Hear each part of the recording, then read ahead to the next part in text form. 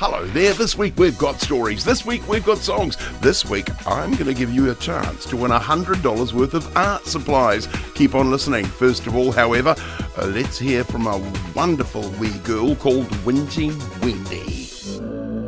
Whinging Wendy went on and on. She went on and on about how fast a bus driver would drive. It's just too dangerous driving at that speed all over town, and I particularly don't like the way he takes off before I've had a chance to sit down. It's just not right. Whinging Wendy went on and on about the beep operators would make when scanning her food at the supermarket. Beep, beep, beep. The shopkeepers didn't go beep, beep, beep in the old days. They used real cash registers that went ka-ching, not beep, beep, beep. It's the most annoying noise, that never-ending beep, beep, beep. And on and on and on went Whinging Wendy. Whinging Wendy would whinge and whine about telling the time. "Have you got the time?" some nice man asked once. And on she went. My watch, I paid a lot of money for this watch, you know. Do you want me to go and give you the time of day for free? Where were you last night at 7 o'clock when I was winding it up? Where were you at daylight savings when it had to be turned back? It was all me. I had to do it all, and now you want me to give you the time. Go and buy your own watch. And off she grumbled, going on and on about how talking to strangers wore out her voice and how it was a waste of time. One cold August afternoon that Whinging Wendy was actually enjoying going on and on about, she discovered that the city council owed her big time. It was the conspiracy to end them all. The footpath owes me millions. I'm forever buying shoes. Buy shoes. They're always wearing out. Why are they always wearing out? The footpaths are too rough. That's why my shoes are always wearing out, because the footpaths are too rough. And all my shoes wearing out on the footpaths, and then the street cleaner comes along and sweeps it all up and probably sells it back to the shoe factories to make shoes from. So really, I'm just buying my own shoes. Whinging Wendy went on and on. As far as Whinging Wendy was concerned, she was right, and absolutely every single other person in Twizel was completely wrong. Oh yes, did I not mention that Whinging Wendy was born in Twizel? Well, actually she wasn't. The fact is, Whinging Wendy wasn't born at all in Twizel. They lost her records. Typical, just typical. You'd think that keeping a record of someone's birth would be easy, but oh no, they went and lost them. So as far as Twizel was concerned, she was never born. As far as the city council was concerned, she was never born. And believe me, the council liked to keep records, and a record of her birth they did not have. But it's me, you great banana. I'm here, so I must have been born. Who else is standing here in front of you if it's not me? She made a good argument, and the council agreed that she was indeed she, Whinging Wendy. But alas, there were no records of her birth here at all. As far as the public hospital was concerned, she certainly was never born once, twice or thrice at the Twizel Public Hospital. The police weren't the holders of any such record of Whinging Wendy ever being born either, and she most certainly didn't exist in the public library. The public library likes records more than anyone, and if there's no record of you ever being born in Twizel at the library, well, they just couldn't help. Perhaps you were born somewhere else, the lovely lady in the library suggested. If I was never born anywhere, I was most definitely never born in Twizel. I know what's going on. You've lost the records of my birth. I lost my keys once. Stupid things. They make keys far too small. It's so easy to lose them. Glasses are the same. Far too small. Deirdre on Coronation Street, she always had big glasses. I bet she never lost her glasses. I bet they never lost her birth certificate either. The library manager quietly said under his breath that he wished she was born somewhere else, as he gently showed her the door and asked that she not come back until she could speak more quietly. This is a library after all. I don't see what all the fuss is about. It's only a library. I don't see why you have to be quiet in a library. It's not like they're trying to hear the telly or anything. They're just reading. And as she walked away, whinging and whining, See what all the bother is? Why do I have to be quiet at the library? It's not like they're trying to hear the tally or anything. They're just reading. and then he stopped, moaning and groaning. Whinging Wendy stopped whinging and whining. She looked at him. He looked at her. If you're going to complain about the library, you can at least make it original. I was just moaning about the very same thing. Whinging Wendy whinged and whined at this moaning, groaning man. Very nice. You're whinging and whining about my moaning and groaning, sounding too much like you're whinging and whining. You're good at this. Whinging Wendy had lived all her life in Twizel, but never had met this wonderful man. She had met Moany Macaroni. Moany Macaroni was born twice in Twizel. The first time he didn't like what he saw, so he went straight back to where he came from. They didn't want him there either, so they kicked him out, and Moany Macaroni was born twice in Twizel. Strange situation, because poor old Whinging Wendy had never been born once in Twizel, but they both did love to whinge and whine and moan and groan, complain, and well, You get the picture. What are you moaning and groaning about? Asked Whinging Wendy, and that was all Moany Macaroni needed to hear. No one had ever asked him what it was that he was moaning about. Not once. Where have you been all my life? Here I am, all lonely with no one to moan to, and there you've been hiding. I bet that's what you've been doing. You've been hiding just to annoy me. Moany Macaroni moaned. Oh, you're right, but it's not my fault. Oh no, some bright spark went and lost my birth records when I was born. So as far as everyone in this town is concerned, I was never once born in Twizel. Moany Macaroni couldn't believe the story that was unfolding before him. Here was the biggest excuse ever to moan and groan and whinge and whine for the rest of time. I don't believe it. I was born twice in Twizel. You can have one of those. Whinging Wendy was so wonderfully in love, all she could think of was one thing to do. Whinge. Oh great, just fantabulous. I get your second-hand birth records. And so off they whinged and whined and moaned and groaned and complained. At their wedding, absolutely everyone in Twizel turned up to witness this most awesome event.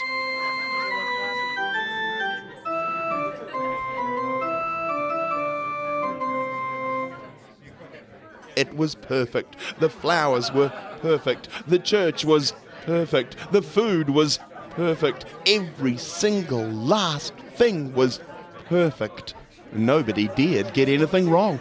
They'd never hear the end of it. And when it came to their vows, "And Moany Macaroni, will you take Whinging Wendy to be your lawfully wedded wife, to love and to cherish in sickness and in health, for richer and for poorer, till death do you part?" And Moany Macaroni replied, not with the normal "I do," but with, all right then, but knowing my luck, it'll be more poorer than richer and definitely more sickness than health. But yeah, go on then, all right if I must. And when it was Whinging Wendy's turn, "Do you, Whinging Wendy, take Moany Macaroni to be your lawfully wedded husband, to love and to cherish in sickness and in health, for richer or for poorer, till death do you part?" And Whinging Wendy replied, not with the normal "I do," but with, Oh, so the poorer part's mentioned now, is it? And what's all this about poor health? I've got a bad back myself, you know. It's not easy, you know, never being born in Twizel, but I suppose so, yes. You do? I do. I said yes, didn't I? Now get on with it. All this time wasting, it's getting us nowhere. And the minister finished the ceremony. "With the powers vested in me by the Twizel City Council, I now pronounce you Mr. and Mrs. Moany Macaroni. You may complain to your wife." And they lived happily ever after.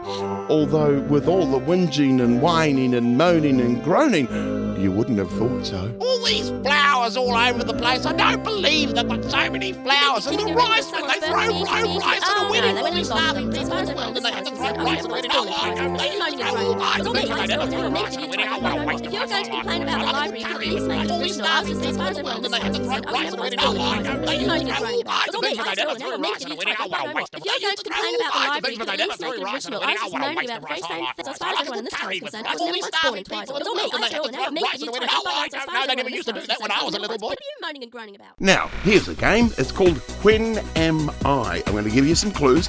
From those clues, I want you to try and guess which year it is that I'm talking about. Take down some notes. Use Google if you need to. First correct answer wins one of these books. So, here come those clues. When in history am I? On July the 26th of this year, the Surrey Iron Railway, arguably the world's first public railway, opens in South London. On December 20th of this year, the French flag is lowered in New Orleans to mark the formal transfer of Louisiana from France to the United States. They bought it for $27 million. On January 23rd, Arthur Guinness, Irish brewer and founder of the Guinness Brewery, dies aged 77. When in history am I? Okie diddly dokey. If you reckon you know what year it is that I'm talking about, head for our website, that'sthestory.co.nz, click on Contact Us and send me your answer from there. First correct answer wins one of these two books. Now, let's have a bit of a family gathering. Everyone's family is different. Some have 2 parents, 2 children, a cat and dog. Others have a mum, 5 children and 2 budgies. Other children are looked after by their grandparents and don't have any pets. Ellie Rogers' family was a bit different to her friends because it was so big. Ellie lived at home with her mum, dad, big sister Caitlin, twin younger brothers Ben and Blake, her granddad Frank, a cat called Mr. Tom, a dog called Whiskey, and a rabbit called Snuggles. And this wasn't everyone. Next door lived Ellie's other grandparents and her Aunt Rebecca, who took care of them. Ellie had so many relatives around, she never felt lonely. If she got in a fight with her sister Caitlin, normally about Caitlin leaving her clothes sprawled all over their shared room, she could escape to the bottom of the garden where Grandad Frank liked to sit and think. Or, if she felt like it, she could pop next door and try on her Aunt Rebecca's clothes and eat her grandma's homemade cake. It was delicious. Life was pretty good. Now, with a family as big as that, you wouldn't think there'd be much need for organised family gatherings. Oh yes, once a year, the entire Rogers family got together from around the city, ate lots of food and drink, and took lots of photos for the family albums. This year alone, there was Ellie, her mum and dad, her sister Caitlin, twin brothers Ben and Blake, Grandad Frank, Grandma and Grandpop, Aunt Rebecca and Uncle Cliff and Auntie Karen, their daughters Lisa and Jane, Jane's boyfriend Mike, Uncle Keith, Uncle Sam, Great Aunt Bev and Great Uncle Kevin. Phew! There were so many people, Ellie's house was packed and there was hardly any space to move. Everything was going swimmingly though until Uncle Keith started taking some photos. He'd done all the usual family shots when Ellie suddenly thought of her pets. They are part of the family after all. Mr. Tom the cat normally avoided the big family gatherings and was curled up under the sofa sleeping. He wasn't fussed about all the noise. Whiskey the dog was cunningly going from group to group, snaffling up various tidbits of food. Snuggles the rabbit was safely in his run outside. Ellie rushed outside and picked up Snuggles in her arms and carried him back inside. Then mayhem broke out.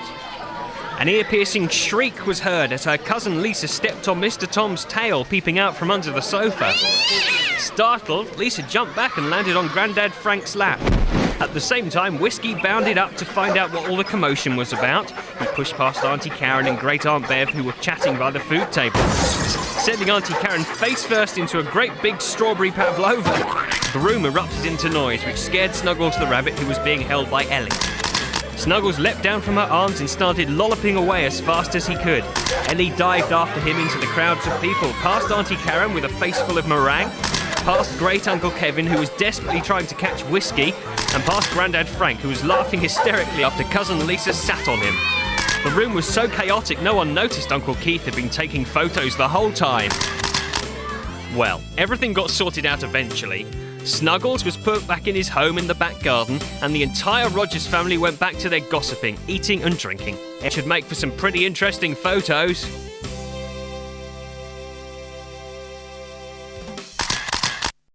Here's a bit of a plan. Why don't you draw a picture of your family?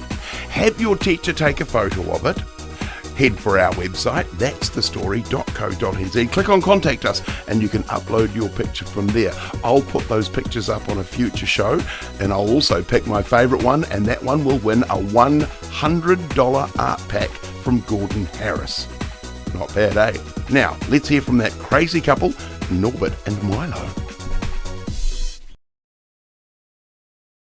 Norbert and Milo's Knock Knock. Hey Norbert. Yes, Milo. You're gonna like this one. Knock knock. Who's there? Banana. Banana who? Knock knock. Who's there? Banana. Banana who? Knock knock. Who's there? Banana. Banana who?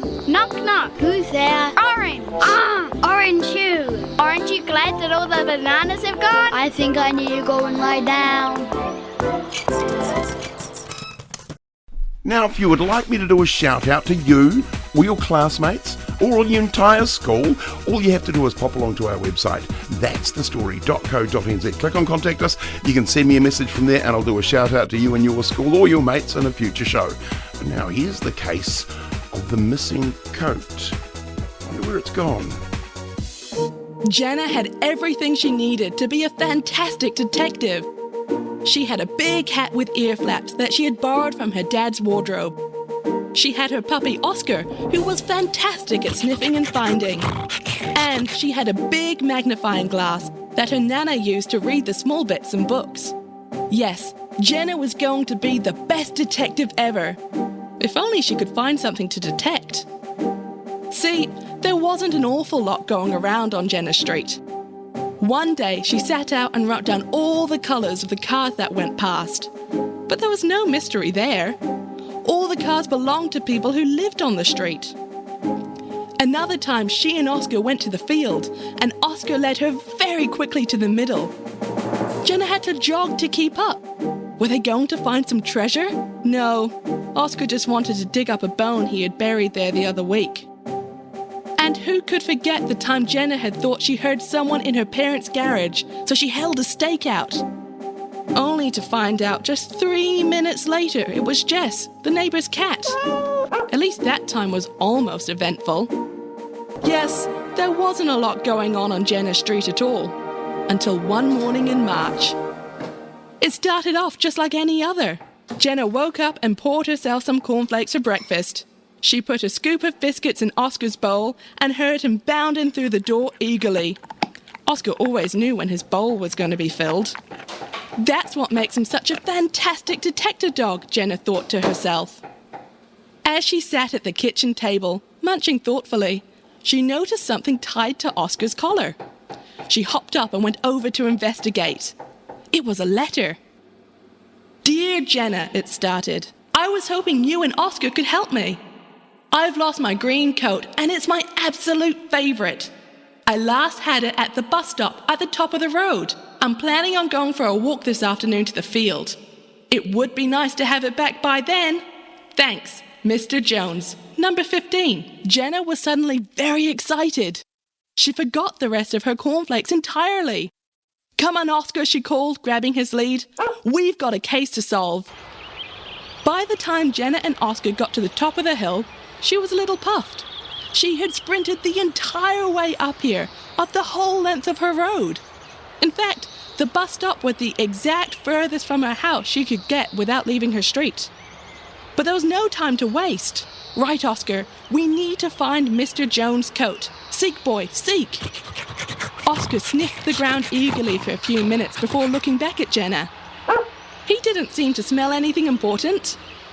Jenna looked on the bench, and under the bench, and behind the shelter, but there wasn't even a scrap of green fabric anywhere to be seen. Jenna sat down on the bench to have a think. "Oscar, if you were a coat, where would you be?" Just as she finished that sentence, Jenna spied her first clue. It was a flyer, sellotaped to one of the bus stop posts. It read, "Lost property. Any items left here will be sent to the lost and found box at the corner dairy." "Aha," Jenna said. "Come on, Oscar, we're going to see Amy." The corner dairy was, well, it was on the corner, halfway down the hill. It only took our investigative team a few minutes to double back there. Once arrived, Jenna looped Oscar's lead through the post out front and told him to sit and stay. He was such a good listener. "Hello, Amy," Jenna called. "Oh, hello, Jenna. I thought I'd see you today," Amy the shopkeeper replied. "Are you here for your puzzle magazine?" "Not today, Amy, thank you. I'm here on official sleuthing business." "Do you happen to have a green coat in your lost and found box? Mr. Jones left his at the bus stop." Amy the shopkeeper paused and thought. "You know what, Jenna? We did have a green coat in the lost and found box. But Scott picked it up this morning when he dropped off the papers." "Scott," Jenna called. "But it's not Scott's coat. It would be far too big for Scott. He's in my big brother's class in school." "Yes," Amy agreed. "But Scott didn't want it for himself. He was dropping papers to the pharmacy next, where Mrs. Jones works. He figured you could bring it home with her tonight." "Ah," said Jenna. "The plot thickens." Amy looked a little confused. "If Mrs. Jones brings it back home after work, Mr. Jones won't have his coat for his afternoon walk. I'm on a deadline," Jenna explained, before rushing out the door. She untied Oscar. "Come on, boy, we're off to the pharmacy." Oscar really is the best partner a detective could ask for, Jenna thought. He hardly ever asked questions. Oscar loved visiting the pharmacy. He never went inside, of course. Dogs weren't allowed in shops. But the pharmacy had one of those water bowls out the front. He started having a long drink as Jenna went inside. "Hello, Mrs. Jones. I'm here to pick up Mr. Jones's coat. He needs it for his afternoon walk." "Oh, that's nice of you, dear, but he's lost it," Mrs. Jones replied. "Didn't Scott drop it off to you this morning?" Jenna asked. Not as far as I know. He did drop off the newspapers, though. Yep. And then he said he was going to your house, actually, to see your brother." Typical Scott, always forgetting things. Jenna thanked Mrs. Jones and went outside to Oscar. "We're going home, Oscar. Apparently Scott still has the coat," she explained to her pet. When Jenna and Oscar arrived to their house, something was a little funny. It was a beautiful sunny day, yet the deck doors were closed, and Jenna couldn't spy her mum or dad anywhere. She went up to the front door and opened it, and suddenly she heard a big crowd yell, "Surprise!" Everyone was waiting in the kitchen for her. There was her mum and dad, her brother, Nan, Amy the shopkeeper, Scott the paper boy, all her friends from school, and Mr. and Mrs. Jones. And draped over Mr. Jones's shoulder was his coat. "You found it," Jenna said. "No," Mr. Jones laughed. "I never lost it. Your parents wanted to set up your surprise party and figured a scavenger hunt was the perfect thing to keep you and Oscar busy." Jenna laughed. "But my birthday isn't for 3 days." "Yes," her mum replied. "So what better time to surprise you than today?" That afternoon, Jenna had a great birthday party. She had cake and played games and got some wonderful presents, including a complete detective kit with invisible ink. If there ever was a mystery on Jenna Street, everyone knew she'd be just the detective for the job. With her trusty detective dog Oscar, of course. Now here's a question for you. How do you surprise an alien? Let's find out. Jeremy was feeling a bit low. He'd been told that his teacher, Mrs. Tan, was going to be leaving. She was going to have a baby, and Jeremy's class was going to get a new teacher instead. Nobody knew who the new teacher was going to be, and Jeremy, like the rest of his class, was feeling a little bit anxious. Jeremy hadn't had a good day. As well as being told his teacher was leaving, Jeremy had dropped his sandwiches at lunchtime, and they'd got covered in mud. There was no way he'd been able to eat them, and Jeremy had been hungry. His stomach had made weird growling noises during story time, and everyone had laughed and turned to stare at Jeremy. Jeremy had been embarrassed. Yep, as far as days go, Jeremy had not had a good one at all. He couldn't wait to have his dinner, climb into bed, and go to sleep as soon as possible. He wanted this day to be over, and a brand new day to begin. Jeremy walked home from school with his mate Nigel. They said their goodbyes at Jeremy's front gate, and Jeremy walked inside his house. His mother called out hello from the kitchen and asked how his day had been. Jeremy didn't answer. Jeremy didn't want to talk about his bad day. He went into his bedroom and he shut the door firmly behind himself. As soon as the bedroom door was shut, there was a loud whooping and a hipping, and about 12 different aliens leapt out from under Jeremy's bed. "Surprise!" The aliens yelled out in unison. They really made Jeremy jump. The last thing he was expecting when he walked into his bedroom was a host of his secret alien friends. Jeremy rushed to greet his unexpected visitors. There was his old chum Floobily-Loop from the planet Bazil. Floobily-Loop had 8 creepy legs, just like a big spider. There was Pindrop, all the way from the planet Garda. Pindrop had a super-duper long head that pointed upwards in a big triangle shape. Up jumped Leopard and Unga. They were joined together and did everything twice. "Hello, hello," cried Jeremy and shook their 14 hands. Jeremy hugged the aliens. He was so pleased to see them. It had been ages since he'd seen any of his secret alien friends. In fact, Jeremy was almost beginning to think that perhaps the aliens wouldn't be visiting him anymore. He was getting older, after all. But Jeremy's doubts were quashed Here again were lots and lots of his special alien buddies. "Whatever are you doing here?" asked Jeremy after he'd greeted all 12 of the aliens and they'd all got out from under Jeremy's bed. "We flew down to cheer you up," said Hullabulla. "We've been watching you through our supersonic telescopic lens ray, and we saw that you've been feeling pretty low. Friends are meant to be there for each other and to make each other feel good. And so, here we are. Now, what shall we do?" Jeremy beamed. He'd forgotten all about Mrs. Tan and his missing lunch. He pulled out some of the board games from his wardrobe and sat down on the bedroom floor with the aliens. Jeremy shook the dice. "Right, who's going first?" Jeremy played with the aliens for hours. They played Cluedo and Ludo, Snakes and Ladders and Scrabble. Then they got into teams and played darts with the dartboard that Jeremy's big brother had given him for Christmas. It was heaps of fun, especially when Cluxo from the planet Zlant lost one of the darts inside his bubble body, and Trubo, who could go invisible, made playing darts extra tricky too. Before Jeremy knew it, his mum was calling him for dinner. It was time for the aliens to go. Jeremy hugged each and every single one of his 12 special friends and watched as they climbed out of his bedroom window and scuttled across the garden to their flying saucers, parked discreetly under the big cherry tree in Jeremy's back garden. Jeremy waved as the aliens got into their spaceships and, one by one, whizzed off into the sky. Jeremy was feeling much, much better.